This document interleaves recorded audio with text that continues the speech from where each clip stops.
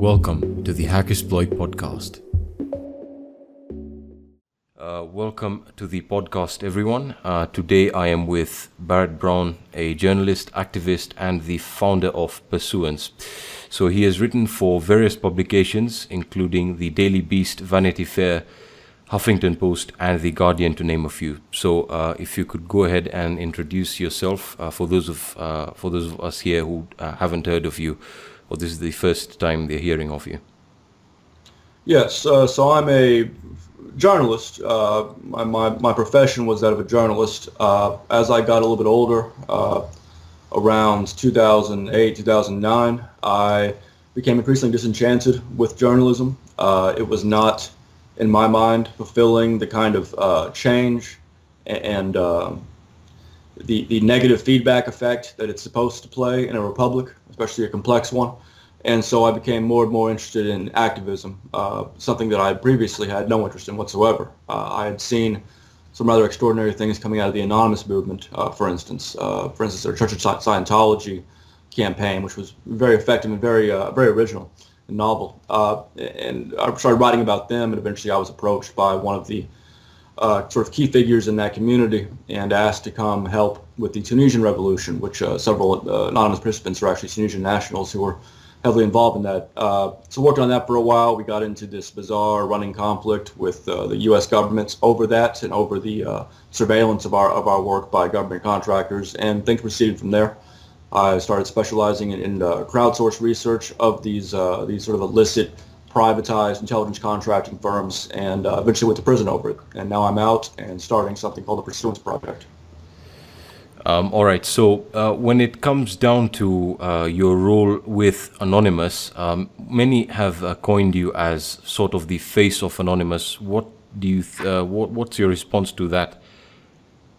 Well, Anonymous is like a horde of 8th century Central Asian horseback tribes. It sometimes you'll have someone who holds influence over a great deal of it, or over some portion of it. But there's no structure, there's no charter whereby to actually decide who is a leader and who is a spokesperson and all that. So those were titles I never held. I did serve in some capacity as sort of a media liaison between certain factions of Anonymous out of a server called AnonOps that was very active in, again, the Tunisian Revolution, the crowdsourced investigation into the intelligence contracting world, and a few other projects that I was close to, and I worked on some of those projects as well. This went on for about a period of about a year. At the same time, I was running my own group, Project PM, which was originally intended to create something a little bit like what I'm now trying to build, Pursuance, which is a collaborative civic network, but eventually became sort of the venue by which we did this crowdsourced investigation. So I had a complicated relationship with various parts of Anonymous. I was often portrayed in the press as either the spokesperson for Anonymous or the self-appointed spokesperson, which was ironic because they were the ones that gave me the title to begin with. So it's all very amorphous. Anonymous was a very amorphous thing, which was part of the reason it worked and part of the reason it eventually sort of collapsed into just nonsense is what it is now. And there's a lot of important lessons from that period and from that movement about the ways in which people can come together around the world into some kind of shared space and develop some degree of working relationship, and very quickly and effectively and bring novel approaches to bear on old problems and new ones alike. And so those are the kind of things that pulled me in there to begin with, that really interested me from the get-go, and which I'm still interested in now. That's very interesting. So again, when just coming back a bit to the whole idea of Anonymous, you mentioned that you had some involvement with or in the Tunisian Revolution. Could you share some light on that? Yes. It was when that had just kicked off, and Anonymous had gotten involved directly by several means I'll describe in a moment. Greg Hausch, who was the person who had originally approached me about Anonymous a year prior, and who I've been sort of talking with since that time, he was aware of a piece I had written of Huffington Post about Anonymous a year prior, in which I kind of predicted that they were going to someday challenge nation states and be involved in actual revolutions. And so he knew that was something I was interested in. And so he said, why don't you come over here and work on this? At the point I arrived, and this is my first real experience with Anonymous as such, although I was familiar with the old 4chan boards from which Anonymous kind of was incubated out of. But at that time, they were doing a number of attacks on the Tunisian government's infrastructure to assist, to sort of aid the insurrection. They were providing different strips to some of the movement organizers who were at that point being fished, fished by the governments in order to identify and separate, significant leaders of that movement in the country. There's a couple things they were already doing. What I did was oversaw the creation of a guide called the Guide to Protecting the Tunisian Revolution. The title was later changed to Protecting the Arab Revolution as the Tunisian Revolution spread and became the Arab Spring. Using tips and information from people who have been involved in similar uprisings and similar people's movements, over the past 30, 40 years, kind of plating that, getting it translated into Arabic and French. And besides that, my most important role there was sort of interfacing with the press on that. The thing about the Tunisian Revolution was it was not noticed at all, except for one little piece in The Guardian about a week after it started. It was basically invisible to the West and much of the rest of the world. So being a longtime journalist with some contacts who were much more prominent than I was able to bring attention to it and ensure that the attention was going to be in the right way, as in there was a major effort, particularly by U.S. conservatives who are generally anti-Muslim, to cast this as an Islamic revolution, as an Islamic fundamentalist revolution, which it clearly was not. So it was important that we make sure that meme did not take hold of the narrative outside, because that's a dangerous situation for the Tunisians themselves. So another very interesting thing about that is the first articles that did appear in the West about the Tunisian Revolution were solely about Anonymous, after we had gotten Michael Hastings, my old journalism friend, to tweet about this. Talked about the Anonymous assisting. Did not seem to realize that there was an actual revolution. They just saw that Anonymous was taking down websites and then replacing them with messages to support the Tunisian people. That's how poorly covered it was at first. And so the stuff I did that's most important was the least visible stuff in terms of sort of background, getting journalists in touch with organizers down there, ensuring that they got their message out. All right, so that is very interesting in regards to the way it was covered in the West. This is the Tunisian Revolution. So again,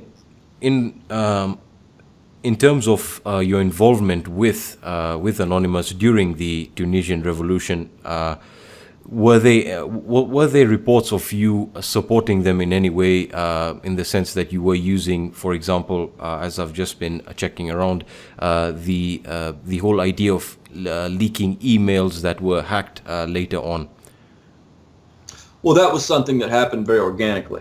Obviously, later on, Anonymous or contingents of Anonymous were involved in leaking emails from different governments in the Middle East. And I myself later was involved, I think in late 2011, along with Jeremy Hammond, in the Bahrainian movement for democracy. And that's actually something that's mentioned in the DOJ's criminal complaints against me. They say that, quote, I had plotted to attack the government of Bahrain, unquote. So, which is a bizarre thing to be challenged on by a supposed republic. At any rate, anyway, so that was something that I got additional time in prison for. But one of the attacks that Jeremy Hammond, the hacker that I worked with on some of these things, pulled off was against a firm in the U.S. that sold military-grade tear gas to the Bahraini regime. So regarding the email thing, the hacking and leaking of emails, that didn't start, to my knowledge, with Tunisia. It started a few weeks after that, when this other firm called H.B. Gary Federal, which is one of these intelligence contracting firms that are proliferated in the U.S. since 2001, generally run by ex-military people, ex-intelligence people, and generally maintaining ties and working with the U.S. government and others. It came to light that the head of this company had he went to Financial Times and kind of bragged that he had infiltrated Anonymous's the Anonops, sort of the main IRC server, and managed to identify our so-called leaders that he referred to with terms like lieutenants and stuff that just don't exist. A lot of the information that he gave to Financial Times was clearly wrong. Even people with only a limited knowledge of Anonymous could have told it was wrong. And the next day, several hackers they hacked his server and stole all of his emails, including emails between him and the U.S. government, him and other companies like Palantir that have since become more influential. And in doing so, exposed this very bizarre and very indefensible scheme, sort of a totally unrelated thing, to go after WikiLeaks, to go after contributors to WikiLeaks, to go after left-wing activist groups in the U.S., including very mainstream, sort of left-wing anti-U.S. Chamber of Commerce groups that are like watchdog organizations. They had all these bizarre plots, including DDoS attacks of the same sort that by that time 50 U.S. households had been raided by the FBI for having performed against Visa and MasterCard. As you can tell, it's a long and nuanced story, but that's basically the gist of it. And it was that hack that occurred sort of out of nowhere after it turned out we were being surveilled in our support for the Tunisian Revolution that launched a lot of us on this path of investigating these firms, trying to figure out what else they were doing, who they were, what kind of danger they presented. And later on, we were able to successfully expose several more programs, including Romas Coin, which was also a sort of propaganda and surveillance apparatus directed at the Arab world that we still don't understand entirely. It's very multifaceted. But so there was a lot going on, over 2011. That makes a lot of sense now, especially when you talk about the fact that you were under surveillance. Did you have any idea when this began, especially for you on a personal level? There's two sorts of surveillance that was going on. The first was from Aaron Barr himself, this H.B. Gary Federal, who was working on behalf of a larger consortium of firms, the DOJ overseeing it. But we were peripheral to his main project, which was that Team Themis conspiracy that you can read about, because there's a number of articles that came out about it, and I wrote about it quite a bit at the time for The Guardian. Then there was another form of more official surveillance that the FBI started on me with a few weeks after my role in going after intelligence contractors became clear to them. After these initial revelations, which the press picked up on pretty quickly. I was known to them to be calling up former employees of these companies, asking them for leads. They knew I was sending emails to these companies.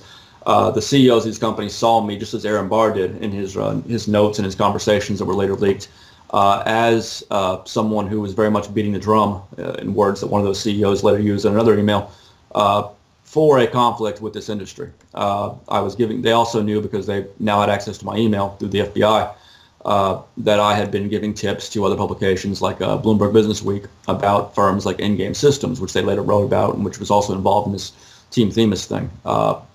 There was just a lot, as you can dig in, it's a long story. It's hard to summarize without going into a lot of difficult details. But yes, so the surveillance started at that point, and it was unceasing up until my eventual arrest. Okay, so that thank you for clearing that up, because again, many people who I have spoken to in regards to this topic really don't understand how exactly the arrest was, on what grounds it was made. So again, if you could kindly share some information in regards to what they arrested you for, and kind of how it all transpired.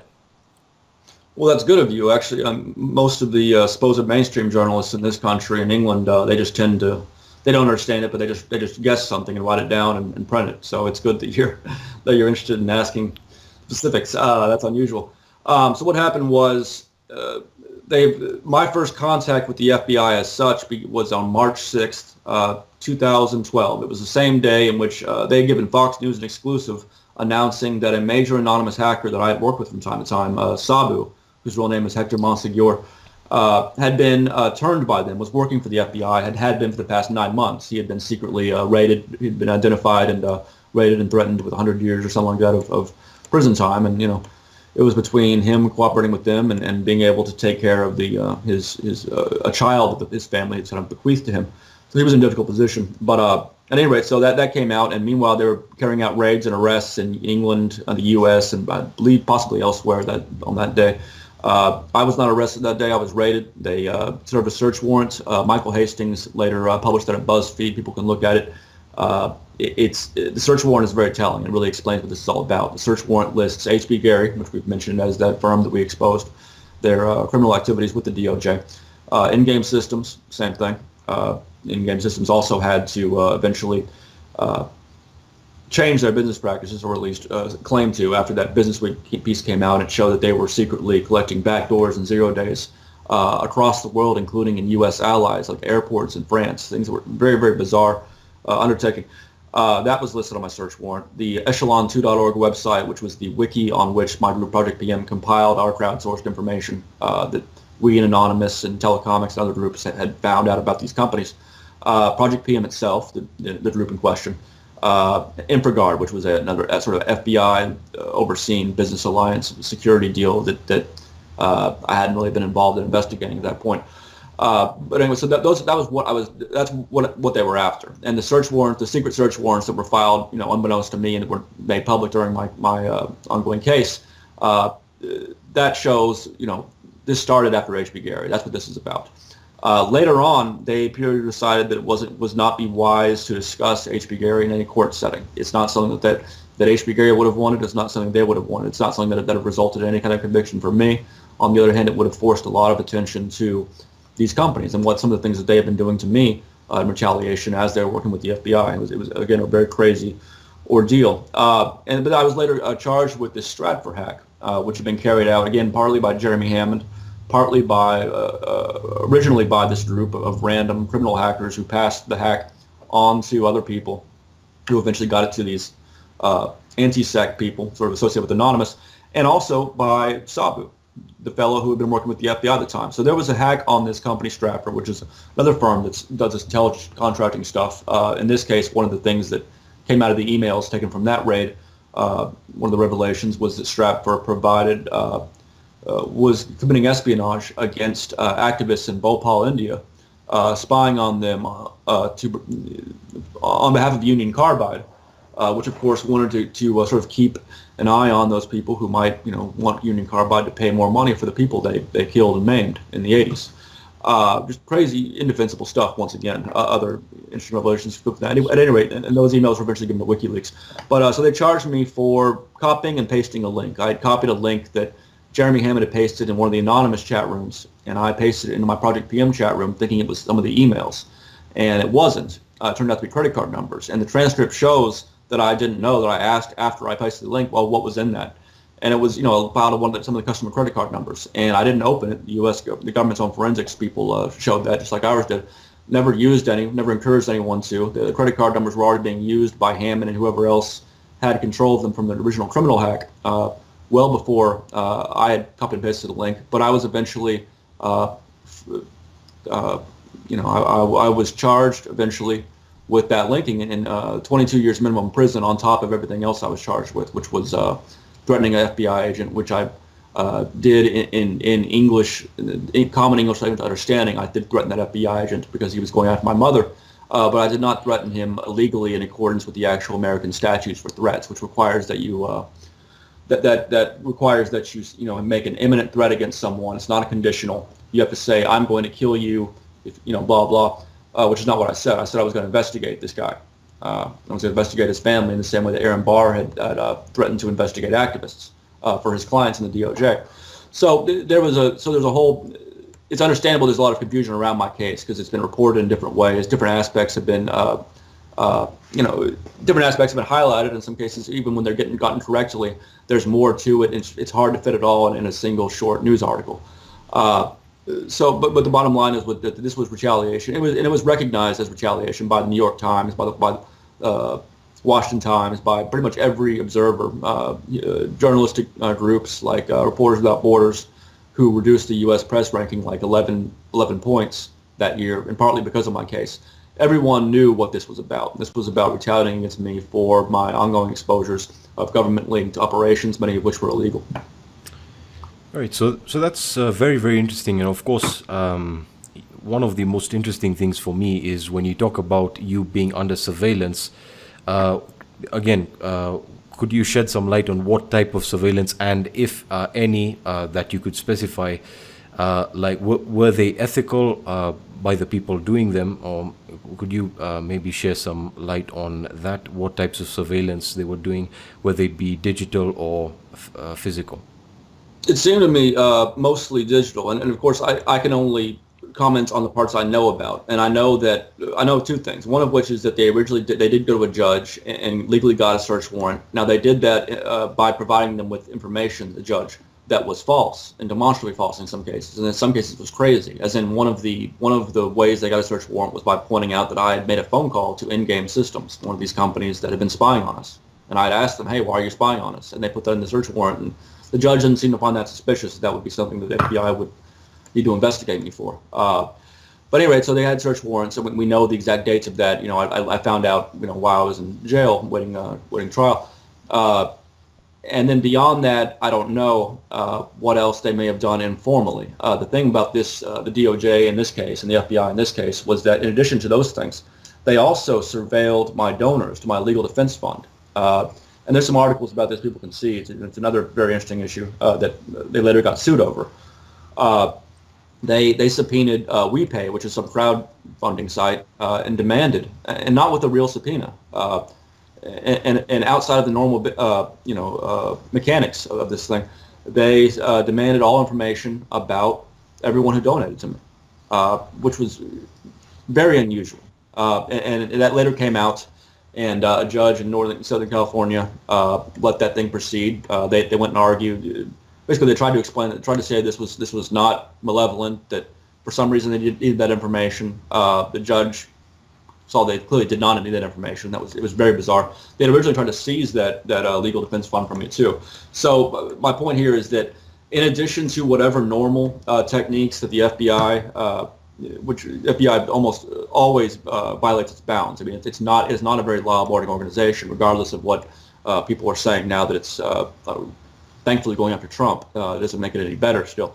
But in addition to those things, I don't know what other informal things they did. I do know a few items here and there. There was a couple of people that were paid by them or compensated in some way that were engaging in some sort of bizarre forms of harassment against me and my family. That went on for a number of months, and I happened to find out about that thanks to another email leak of one of those people. There was a lot of stuff that I wish I could have at the time got the press to pay attention to. But the thing is, when you have anything involving the internet and anything involving spies and cloak and dagger stuff, it's very hard for people to take you seriously. So I give up pretty quick on that. You have to make a choice between, am I going to be effective as a journalist? Am I going to continue to be effective and go on TV programs and explain what these programs are and why they're dangerous and all that? Or am I going to spend all my time sort of cashing in my chips, complaining and whining about harassment and surveillance? And so that's a tough decision that every whistleblower faces, every journalist who covers things and gets retaliated against faces every day. And it's one of those things that it's not easy to solve, but it's one of those sort of important aspects, sort of behind the scenes of these kind of things that few people understand. It's one of the things I'll be writing about later on in this book I have coming out next year. But it's a very weird and kind of new phenomenon, the degree to which the FBI and these companies will hire crazy people, essentially crazy people to do the things that they can't do up close. Yeah, so that makes a lot of sense. And again, just driving your point, when you talk about the FBI using somewhat unethical methods, do they still work within the boundary of the law? I'm not really that familiar with the cybercrime laws in the States, but what would you say that they operate within that the structure of law, especially in that domain? I think. I don't know a lot about how the FBI differs in its investigations from category to category of investigation. I do. It is my understanding that in cyber they are unusually likely to violate their own procedures and violate U.S. law and international law in some cases. The FBI has always been a troubled organization. I mean, it was founded by an absolute maniac named J. Edgar Hoover, who was a troubled individual who monitored and threatened Martin Luther King. And then the main headquarters is still named after this guy. It goes after activists. It has a long history of doing that. In the early 70s, it was discovered to have been engaging in this mass, really extraordinarily vast campaign of surveillance and intimidation and harassment and sometimes physical assault against anti-war activists, civil rights activists. They were monitoring literally every black college student in the country by policy, which I found hard to believe too, but this is one of the things that's come out in the last 5 years. Just insane stuff. And obviously it's a different organization now than it was. It certainly is not running anything as vast as that program COINTELPRO, but it's never had to answer for itself. And it's always had the advantage of being seen by the ignorant as a really Boy Scout kind of organization, a very straight-laced, law-abiding group. And there's some aspects there's some personnel in there that are like that, and they do valuable, important things like going after the mafia. As soon as J. Edgar Hoover died, because J. Edgar Hoover, of course, was protecting the mafia, refusing to acknowledge their existence. So, I mean, you can go on and on about what kind of organization this is. It's always been fractured and sort of schizophrenic in some ways, and it's never had to really give an accounting of the things that it does. And so we're forced to rely on anecdotes. We're forced to rely on the studies we can do, and those anecdotes and studies do not cast it in a positive light. Okay, so again, from what you've explained, it seems that, especially probably now more than ever around the world, the amount of data being gathered, in the name of surveillance, whether it be legal or again unethical, is quite a lot. And especially just recently with the whole Facebook data that was being used to alter or to influence, big events like elections. What do you think is going to be the future of data, especially when you talk about individuals and when you talk about large amount of people? Do you think that there is going to be any type of protection for the people from large organizations that do handle this type of data? Well, that's what we're trying to establish in some ways with the Pursuance project, which, very briefly, is this end-to-end encrypted mass framework for civic collaboration on a large scale that we'll be launching soon. And we have a Kickstarter going on now for that. And there's a lot of some articles people can see about how we're doing this and what it's based on and who's involved. But in general, things are going to get a lot worse. The reason is, when the Благодаря emails came out, the press was on it at first. After smaller outlets and me and other people did the hard work, they realized there was something big here, and they loved the story for a while. It had that very interesting to them, very salacious hacking elements, which was still very novel at the time, and so they loved it. And some things happened there, but Congress tried to investigate it, and that investigation got shot down by a Republican congressman down here in Texas. Because he has donations, he gets donations from a lot of these same companies. And after that, the press kind of lost interest because they tend to do that, particularly in this country. They believe a story is over when it's been on for a couple of days or weeks or whatever.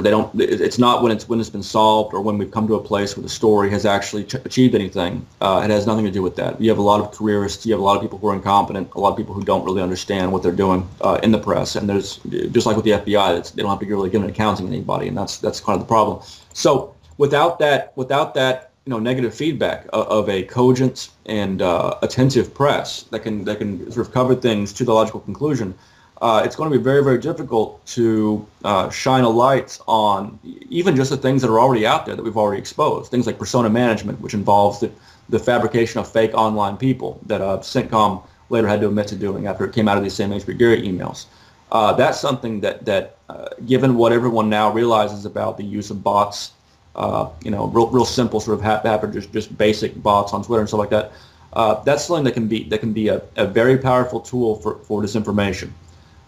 It can be used to manufacture events, and news is so event driven that sophisticated enough actors right now with the technologies and methodologies that we know they have, that we've seen the patents for, that we've reported on, those things are enough to disrupt things further. It's going to be much more difficult to really attain certainty, and in civilization in which the population has to have some degree of understanding of what's going on, that is a existential threat to civilization, and there's not enough focus on it, and it's an uphill battle to fight it. Okay, so you talked about the Pursuance project and how it's and what its role is going to be in terms of people fighting or going collaborating with each other in pursuit of a common goal. So again, could you shed some light on what the Pursuance project is all about and what your aims are? Yes. So Pursuance, we're trying to solve several problems that we think are like the fundamental problems of the citizenry in the 21st century, and that is, how do you get large amounts of people who agree on these basic ideals of an open society, who oppose the idea of the police state, the surveillance state, that kind of thing? How do you get them together in a way that they can work together, without any pre-existing relationships, where they can define them for themselves, their working relationships, build entities that will efficiently harness their talents, harness the talents of others, that can grow quickly and maintain that growth and not grow burdensome by becoming large, but rather become more agile, more refined as they grow larger. And we're solving that by establishing this framework that's kind of based on a lot of what we've had the opportunity to see both in regular institutions and inside movements like Anonymous and Telecomics and Project PM and all that, and I think Occupy Wall Street, that sort of thing. So we're trying to basically give people the tool set to decide for themselves what their role is going to be and who they're going to work with and in what way, and to put their ideas into practice. There's a lot of people, who, for instance, would like to have joined the Peace Corps, which is an American organization that goes out and does philanthropic work around the world. But you have to have a college degree. I myself don't have a college degree. I couldn't join the Peace Corps. There's people who have great ideas, but they don't want to go try to work at an institution. They don't want to hang out in an office. They don't want to have to climb the ladder to get to the point where those ideas can be acted upon or heard. And we saw a lot of that in Anonymous, and we saw some extraordinary things come out of that. The campaign against SOPA was very much driven by Anonymous. Again, some of these investigations, the thwarting of actual plots by actual intelligence agencies. But we also saw a lot of nonsense come out of Anonymous, and we saw eventually Anonymous sort of collapse under itself because of all the friction that arises when you have these ad hoc methods of bringing people together without some kind of mechanics in place to decide, who's going to do what and who has the right, to be involved in what particular thing.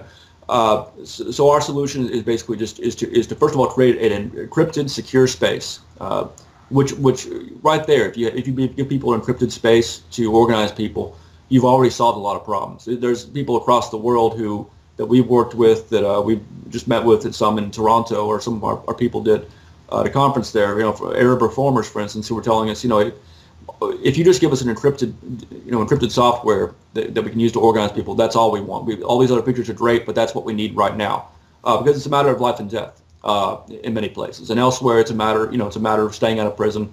Elsewhere, it's a matter of a successful project that gets thousands of people involved in ways where people can really utilize their talents, and something that doesn't get off the ground. And so we want to address the fundamentals. We want to address the very means in which we're using the internet, which haven't really been updated drastically, even at this point, 30 years after the public, the internet became sort of a public resource. And so we want to move the ball forward, and we want to get other people thinking about how to move the ball forward. We want to encourage other projects like this.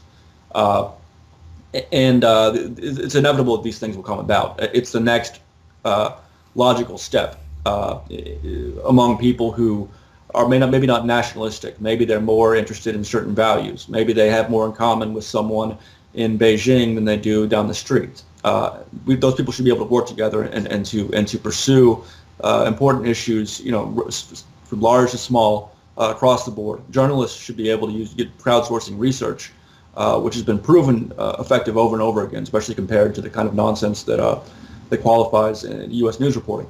All of these things can be more easily achieved if we look at how they're done, and we take that knowledge that we now have over the past 10 years and apply it into a single system that no one's totally in control of, and that's not vulnerable to an attack or infiltration in the ways that things based in servers are. And so we've brought on a number of people. Brigitte Jonsdottir, the Icelandic member of parliament who was with WikiLeaks at the beginning. Whistleblowers in the U.S., lawyers, academics, whose disciplines sort of are congruent with us. A lot of people are in a position to make sure that we're doing it right and that we're doing it securely, and that it actually works, that people actually use it.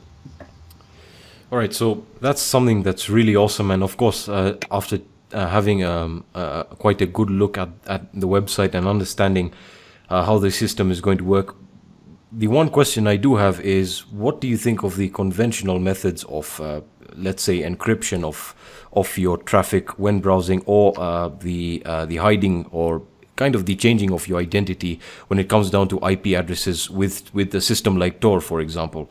So what are your thoughts on that, and what would be different with Pursuance if someone were to ask themselves this question?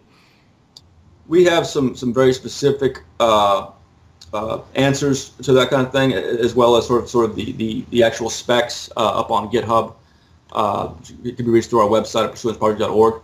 I would answer more broadly, and the reason I do that is because I myself have no technical background, and although I've had to learn these things from usage and from doing this project, I generally don't want to say anything incorrect about anything, regarding to this. So that the specifics of that, you should look at what our lead developer Steve Phillips has put out. But more broadly, I would say that what people should understand is, so someone introduced me a very interesting term the other day. It's called security nihilism, and it's something we run into a lot when we get criticized by people here and there. The idea that because you can't attain 100% security, you shouldn't bother with it, or that it's somehow silly to try it, is nonsense. It's pseudo-intellectual. It's sort of it's pseudo-security. It's security meta-theater. Throughout the history of reform, politics, activism, humanity itself, there are degrees of risk and opportunity, and so we feel responsible. We feel responsible to our users, our participants, to use the current best practices as determined by an array of organizations, some of which we work with, and that's what we're doing. We're not developing our own encryption. Our lead developer is always very quick to point out, because that's not best practice. The best practice is to take out of the box existing best versions of that. So our focus is mainly on what you do with that encryption. Now you're encrypted, now you're secure. Now what? How do you really make use of that? Because we don't want people going back to Facebook and organizing there. We don't want them to have to. We understand why they do it. I do it. I have a Facebook account. I use that to reach people. I use it understanding what Facebook is, something that was backed in part by In-Q-Tel, the CIA's investment arm, along with Palantir. Those are things that everyone should be aware of.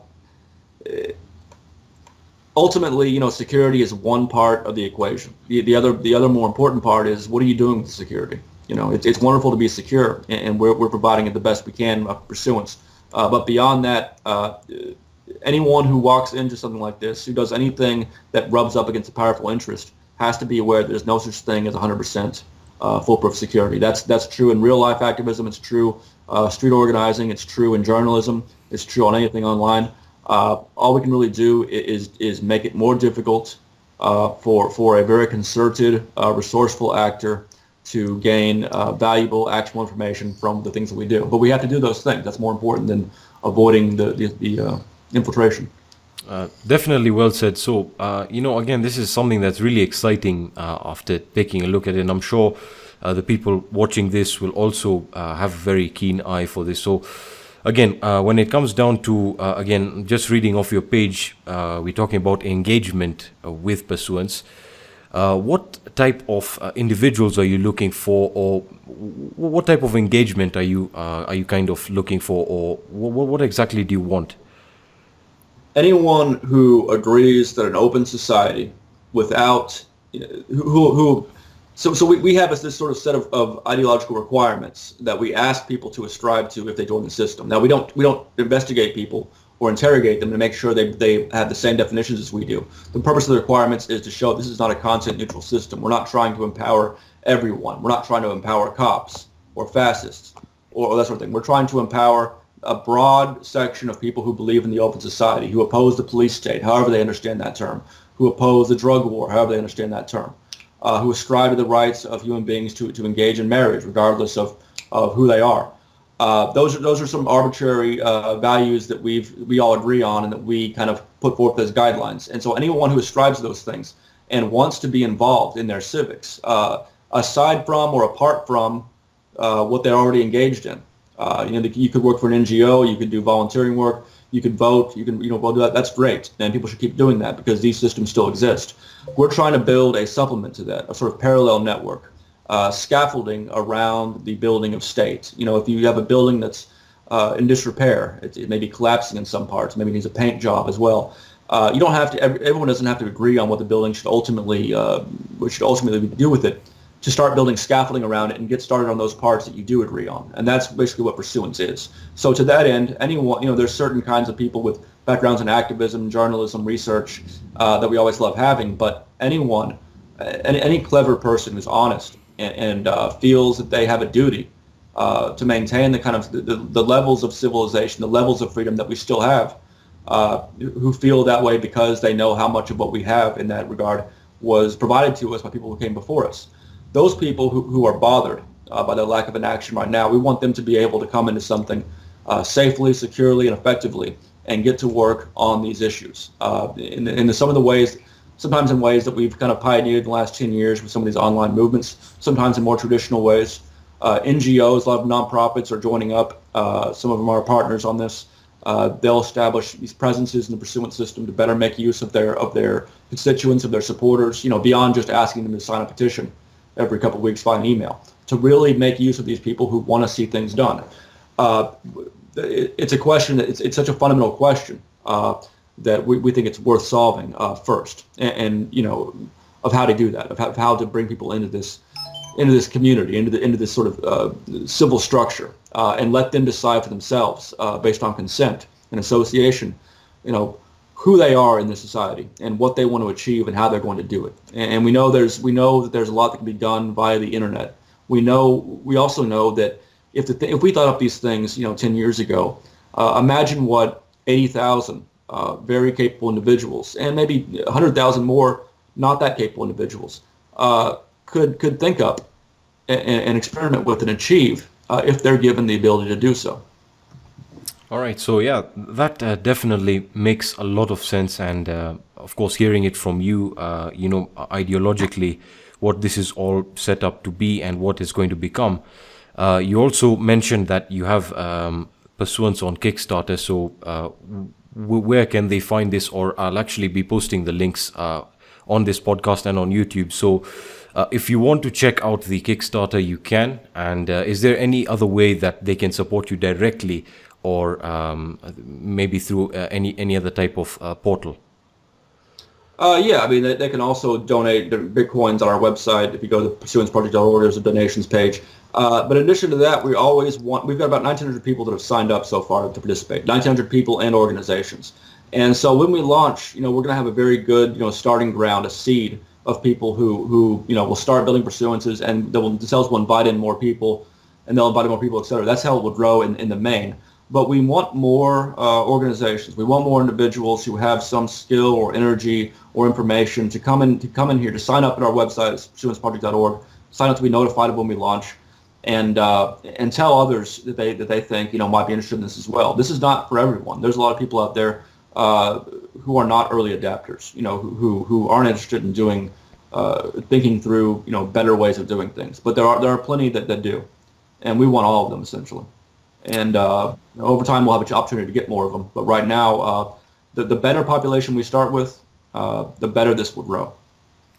All right. So, yeah, that's essentially what I wanted to go to look at with you on hand. And obviously, you've explained everything that I think was important in regards to Pursuance. Do you have anything else that you would like to add in regards to Pursuance and how you expect the future to be for this project and for security in general? Over the next several decades, there's going to be increasing conflict among nation states as nationalism sort of resurges, and between nation states and these emergent groups. Pursuance, things like that, there will be a lot more of these. Some of them will be malicious. Some of them will be the alt-right in the U.S. and England and parts of Europe, just like certain ultra-nationalists in India or anywhere else. These people are learning to use the internet, and they're taking the initiative, and they're getting better at spreading their message and achieving their aims. This project, aside from sort of excluding them sort of procedurally by the way it's built, I think it's also less useful for them over time because it doesn't take that many people to make up a lie and spread it. It does take a lot of people coordinated very well to find out the truth and to act on it. And so we think that ultimately these kind of systems will be better for the open society people than they will be for the fascists or anything like that.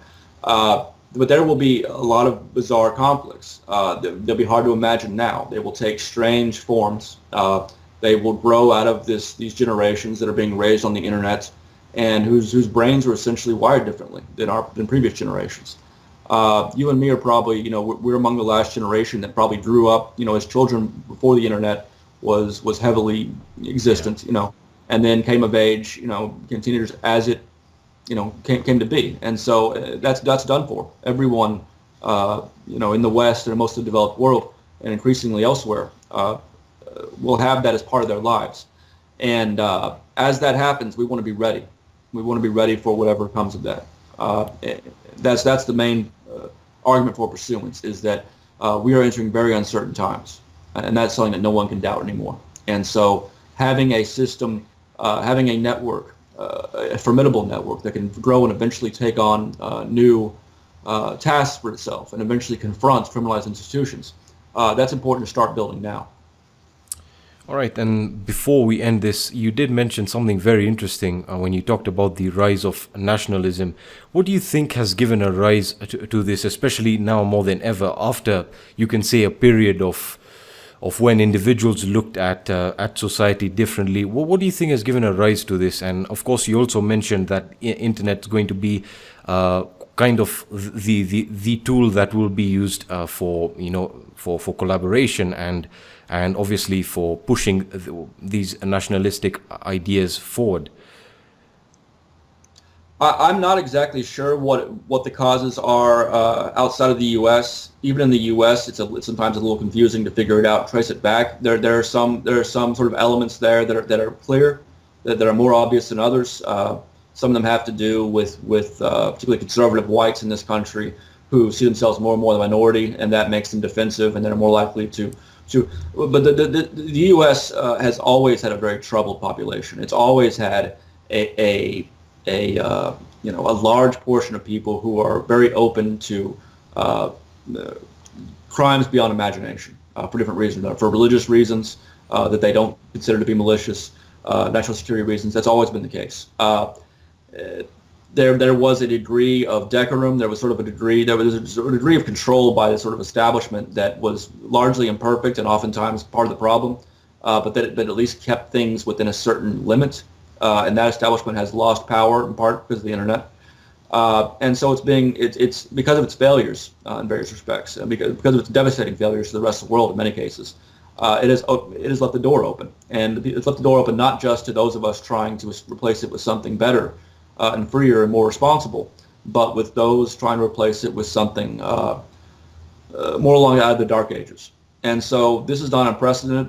We've seen these kind of things before in human history, in many historical nations, particularly the Roman Empire, which we happen to know a great deal because of its record keeping. We've seen deterioration before. We've seen sort of cultural deterioration, the lack of civic virtue, and that kind of thing. If America were to succumb in a very real way, it would not be unprecedented, and historically it might not even be surprising.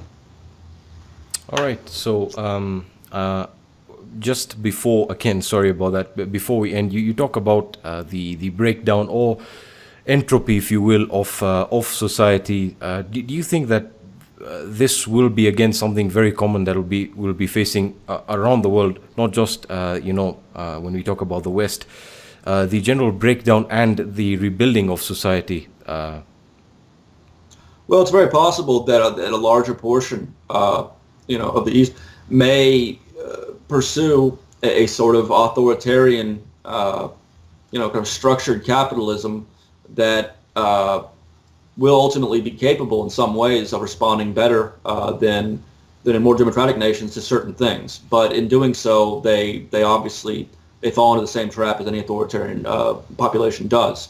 I don't know enough. I've stopped trying to predict things in specific instances. All I can really say for certain is that there will be, we're going for more chaotic times. But the thing, people have surprised me so often. What I've learned as I've grown older is that I really don't know what people think, and I really don't know how they're going to react in most cases. And so, having said that, there are some trends you can see, and the question is, are these trends that will last, or can we extrapolate from them, or will there be a reaction, as there usually is eventually? And so, again, I can just say that things will get more complicated because of the internet and because of the potential that's unrealized right now, but is vast and will soon be kind of understood by more people. The potential to establish polities beyond geography. Real policies, not just clubs, not just groups that knock out a few companies here and there like Anonymous, but actual viable organizations capable of defending people's rights in ways that governments historically have not chosen to do. All right. So again, some very interesting points you've pointed out in regards not just to the Pursuance project, but in regards to how the future is going to be with data and security. So that's going to be it for this podcast. Thank you very much for joining me. I really appreciate, and I'm very grateful for the opportunity of speaking to someone like you. So again, a huge thank you for joining me on the podcast. Did you have anything else that you would like to add before we conclude? No, that's it. Just people, if you learn more, you can go to pursuanceproject.org. You can Google Pursuance Observer. There's a good article in the Observer about some of the crowdsourcing techniques. So there's a few videos here and there we've made. I appreciate you having me on. It was a very good talk. I appreciate your questions. And anyone who wants to learn more should do so. And it's important if you don't have a strategy. If anyone out there is confident in our structures to shepherd us through the next 50 years, then keep doing what you're doing. If you have an inkling that these structures may not be sufficient and that they might be dangerous, then I would invite you to come look at what our plan is. All right. So again, thank you so much for joining me for the podcast. And if you are interested in the Pursuance project, you can check out the links. They will be in the podcast feed and on the YouTube video in the description of the video. So thank you again for joining me, and I'll be seeing you in the next episode. Thank you for watching the HackerSploit podcast. I hope you enjoyed, and I'll be seeing you in the next episode.